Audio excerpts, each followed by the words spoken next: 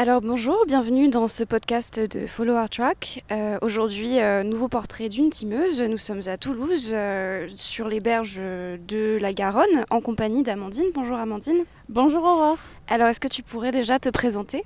Alors je m'appelle Amandine, j'ai 28 ans dans quelques jours et je rejoins donc du coup la team Follow Our Track dès à présent. Qu'est-ce que c'est ta profession ? Je suis en reconversion professionnelle. Dans quel lieu est-ce que tu t'entraînes ? Alors je m'entraîne principalement autour de mon domicile, donc j'habite vers Barrière de Paris et jusqu'au canal de Brienne à peu près. Voilà. Et du coup, quelle discipline sportive tu pratiques à part la course ? Donc je pratique l'équitation depuis plus de 2 ans sur un club qui se situe à Montaigu-sur-Save. Et comment du coup t'en es venue à faire de la course à pied ? Qu'est-ce qui t'a motivée à faire ça ? Alors j'ai eu le déclic récemment, le vrai gros déclic récemment, c'était à la fin du déconfinement, puisque pendant le confinement, je me suis inscrite à un raid féminin dans lequel la course à pied est une des disciplines. Alors est-ce que justement tu peux nous parler de ce raid qui est assez important pour toi ? C'est ce que j'ai cru comprendre. Oui, absolument, c'est un raid très important pour moi, puisque ça me permet de véhiculer déjà des valeurs fortes, donc en termes de dépassement de soi, de mettre la femme à l'honneur, ainsi que le cancer du sein. En fait, c'est une course, c'est ça ? Oui. Pour de la charité, pour des Absolument. dons en faveur de la recherche pour le cancer du sein, c'est ça ? Nos inscriptions du coup ont permis de faire des dons à la fondation Keep a Breast pour permettre aux femmes du coup de se familiariser davantage avec l'autopalpation notamment, de sensibiliser les jeunes femmes puisque le cancer du sein n'arrive pas seulement au mois d'octobre et qu'il faut faire de la prévention de manière régulière et dès le plus jeune âge.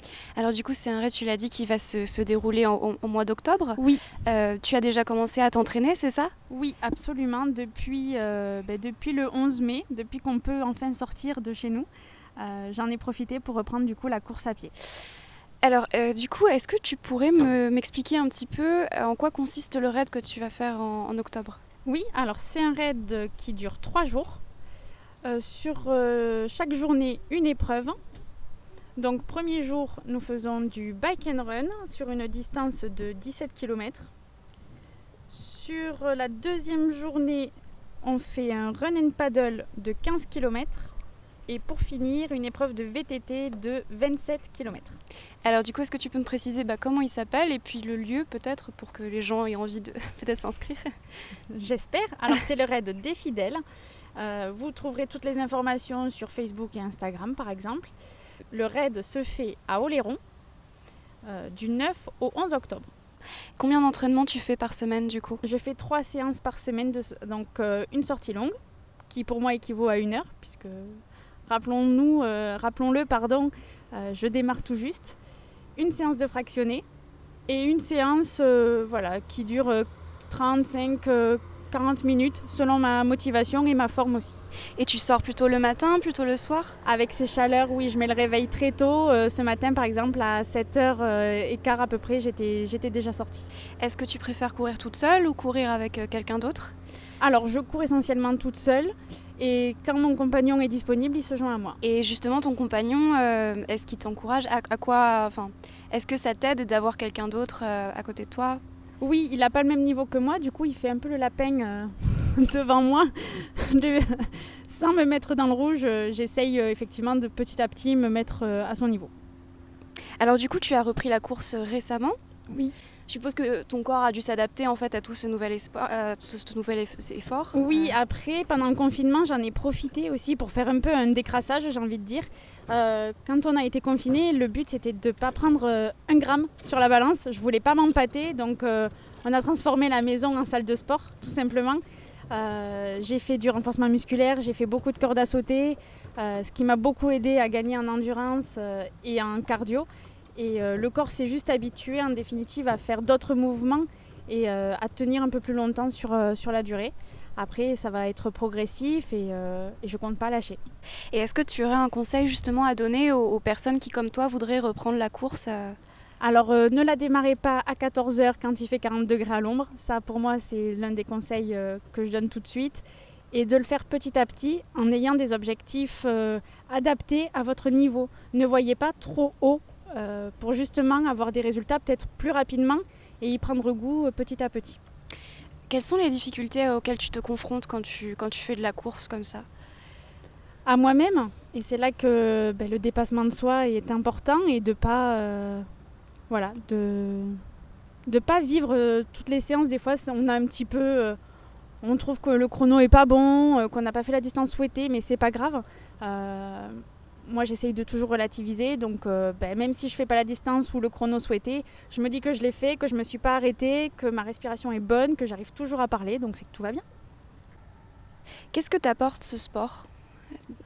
Un moment à moi déjà, puisque je cours essentiellement toute seule, c'est plutôt un sport individuel. Ça m'apporte une évasion. Je suis toute seule et dans mon univers. Je croise des gens, je regarde un peu ce qui se passe à droite, à gauche, j'observe si je vois des petits papillons, des choses comme ça. Donc c'est un petit moment aussi pour moi. Alors j'avais une question par rapport à la compétition versus l'esprit d'équipe. Parce que toi, il me semble que tu m'as beaucoup parlé de ça, de cet esprit d'équipe qui soude les gens en course. On va peut-être en reparler plus tard. Est-ce que pour toi, c'est ce qui prime par rapport à la compétition ? Ou quelle place en fait ont les deux choses dans la course pour toi ? Alors, je préfère l'esprit d'équipe à la compétition. Ça, on remerciera l'âge qui a un effet là-dessus. Oui, maintenant, je fonctionne plus à l'esprit d'équipe qu'à la compétition. Et avant, c'était pas le cas du coup ? Avant, non, c'était pas le cas. Un peu plus de niaque, envie de faire des podiums lorsque je pratiquais de la gym étant plus jeune. Oui, il y avait plus de niaque avant. Maintenant, c'est aussi du plaisir et d'être ensemble et de le faire ensemble. Du coup, tu nous as parlé du raid que tu allais faire en octobre, mais il me semble que tu as déjà fait une course, c'est ça ? Oui, en novembre 2019, j'ai fait ma première course. C'était l'Equidène de Paris, donc c'était une distance marathon et on avait choisi de le faire en relais. On était 6 et j'avais la portion du 5 km. Est-ce que tu peux m'expliquer ce que ça veut dire la portion de 5 km ? Alors, il y avait plusieurs portions. Il y avait un coureur qui devait faire 5, 2 coureurs qui devaient faire 7,5, je crois. Et un coureur qui devait faire 10, je sais plus trop dans quel ordre, je sais plus. D'accord. Mais on était 6 en tout. Est-ce que tu peux m'expliquer comment ça s'est passé cette course pour toi ? Qu'est-ce que tu as ressenti ? Alors, c'était compliqué puisque j'avais eu une préparation complètement médiocre. Je peux le dire maintenant puisque j'ai pris du recul sur la situation. Je m'étais blessée quelques semaines avant, ce qui ne m'a pas permis de pouvoir m'entraîner et de sortir. C'était au mois de novembre, donc ça veut dire que l'entraînement se fait en octobre quand il commence à pas faire beau, donc le froid, tout ça, j'avais pas envie. D'accord. Donc j'ai pas été très régulière. Après j'ai fait la course parce que y avait les copains avec moi, donc fallait pas les décevoir. D'accord. Tu t'étais blessée à l'équitation, c'est ça ? Oui, absolument, j'avais fait une mauvaise chute. Et du coup, le moment que tu as préféré dans cette course, est-ce que c'était plutôt le départ, l'arrivée ? Alors ça a été le départ. Bien que trempé, puisqu'on est parti sous une pluie de folie, donc trempé jusqu'aux os, mais le départ, l'émulsion qu'il y a eu, l'engouement, l'énergie, ça a été vachement porteur et du coup les 5 km sont très vite passés. Et l'arrivée, au final on y arrive, les copains m'ont vu arriver, m'ont dit mais t'es déjà là. Donc c'était plutôt, tout était agréable, malgré le temps. D'accord. Alors au niveau de ton équipement, est-ce que à part une bonne paire de chaussures, est-ce qu'il y a d'autres choses qui te sont utiles pendant la course ? À l'heure actuelle, ma gourde d'eau. Et du coup, récemment, je me suis offert une montre qui me permet de suivre mes temps et un peu ma condition physique également. Est-ce que du coup, le fait d'avoir une montre, ça te permet, je suppose que ça te permet de te dépasser, de donner des objectifs. Est-ce que c'est pas aussi une pression d'avoir toutes ces données en fait autour de soi, tout ce temps Non, après je me formalise pas dessus, je suis encore débutante, donc je n'ai pas cette expertise-là. Par contre, oui, elle m'est vachement utile et j'aime le côté ludique que ça procure sur des débutants. Le fait d'avoir un petit coach à côté, je trouve ça plus facile et plus motivant dans mon cas. Au niveau de l'équipement aussi, est-ce que tu as une paire de chaussures pour ton entraînement et une paire de chaussures pour la course ? Comment ça se passe ? Là, j'ai qu'une seule paire qui devrait arriver encore en bon état d'ici le raid. Si jamais je dois en acheter une autre, je le ferai. Et c'est surtout en équipement, étant une femme, je mise beaucoup sur ma brassière de sport. Justement, par rapport au fait que tu sois une femme, tu m'avais parlé précédemment du fait que tu vivais pas forcément de machisme avec tes coéquipiers, mais par contre, il y avait un certain regard des hommes qui pouvait te gêner. Est-ce que tu peux peut-être développer sur ça ? Oui, effectivement, on peut en parler de manière plus approfondie. Être une femme à l'heure actuelle, c'est pas toujours confortable, si je puis dire, dans le sens où on est souvent regardé. C'est vrai qu'il fait très chaud, donc quand je vais courir, je suis en short et en débardeur. Voilà, les débardeurs sont très échancrés. Il y a beau avoir la brassière dessous, voilà, ça rend des fois certains hommes un peu bizarres. Le regard est bizarre. Oui, je peux pas me permettre d'être vulgaire et pourtant... je pense qu'on comprend. Voilà. Donc à ce niveau-là, c'est pas du tout agréable. C'est vrai que j'évite des quartiers de Toulouse qui me rassurent pas parce que je veux pas me retrouver en situation de danger. Et c'est pas parce que je cours sur le bord du canal de Brienne qu'il peut rien m'arriver non plus. Donc après, aux heures où je sors, je me dis qu'il y a toujours du monde. Maintenant... je me souhaite pas qu'il m'arrive quelque chose et à toutes celles pour qui c'est arrivé, parlez-en mesdames, on est toutes là. Alors justement, on parlait d'une des causes qui te tenait à cœur, c'était le cancer du sein. Est-ce qu'il y en a d'autres pour lesquelles dans le futur tu voudrais t'engager par rapport à la course ? Oui, il y a plein de choses qui m'intéressent. Il y a le climat par exemple, le fait de faire aussi attention à ce qu'on fait pour notre planète, les animaux, la préservation de certaines espèces, notamment... là, on parle de l'ours polaire, de certains tigres. Donc, toutes ces causes-là et voilà, tout ce qui est relatif à des maladies. Voilà. Je suis curieuse de tout, je m'intéresse à beaucoup de choses. Donc, je ne pourrais pas tout détailler. Bien sûr. Et est-ce qu'il y a déjà des courses que tu as en tête ou... Pour l'instant, pas du tout. D'accord. Ouais, c'est vrai que pour l'instant, pas du tout. Après, c'est des courses que j'aimerais faire en équipe. Des courses plutôt en binôme, en trinôme, voilà. Mais pas forcément toute seule, en relais. Donc je suis ouverte à toute proposition. S'il y en a qui sont tentés et qui n'osent pas, parce que c'est pas toujours facile. Moi, ma binôme notamment, on ne se connaît pas pour le raid, parce que mes copines n'étaient pas du tout, sont pas du tout dans ce trip-là. Donc j'ai dû en trouver une autre. Comment on trouve des partenaires comme ça Grâce aux réseaux sociaux. J'ai fait une annonce sur Instagram et elle a répondu. Et voilà, c'est comme ça qu'on s'est rencontrés. Et c'est comme ça qu'on poursuit l'aventure ensemble. On va revenir un peu à la préparation. Oui. Est-ce qu'au niveau de ton alimentation, il y a des choses que tu as changées depuis notamment le déconfinement et pour mieux te préparer à cette course ? Oui, je fais attention effectivement à ce que je mange.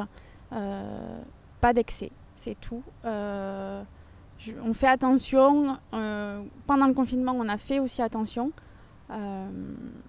Donc, j'ai pas changé grand-chose. Bon, il y a un peu d'apéritif l'été qui se profile, mais bon, on fait attention. Pas d'excès, voilà. Attention, l'alcool, ça consomme avec modération.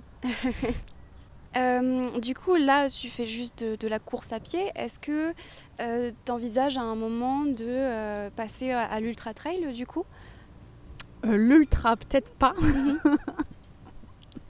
Les distances font peur. D'accord. Mais pourquoi pas. Après, j'aime découvrir plein de disciplines. Pour ça, je suis tout à fait partante pour découvrir des choses que je ne connais pas. Sortir de ma zone de confort, ça ne me pose aucun problème. Donc franchement, pourquoi pas. Je ne sais pas de quoi l'avenir est fait, mais ça sera avec plaisir en tout cas. Est-ce qu'au niveau de la course que tu vas faire en octobre, tu anticipes déjà certaines difficultés auxquelles tu vas devoir faire face ? Oui, le sable.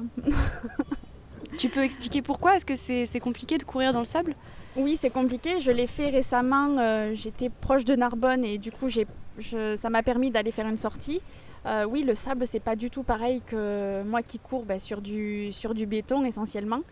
Donc oui, c'est quelque chose que je vais mettre un peu plus dans ma routine et je vais aller chercher du sable pour aller m'entraîner et pour être davantage prête pour le raid. Ça, c'est vraiment la difficulté qui pour moi est essentielle sur ce raid, c'est le sable. D'accord.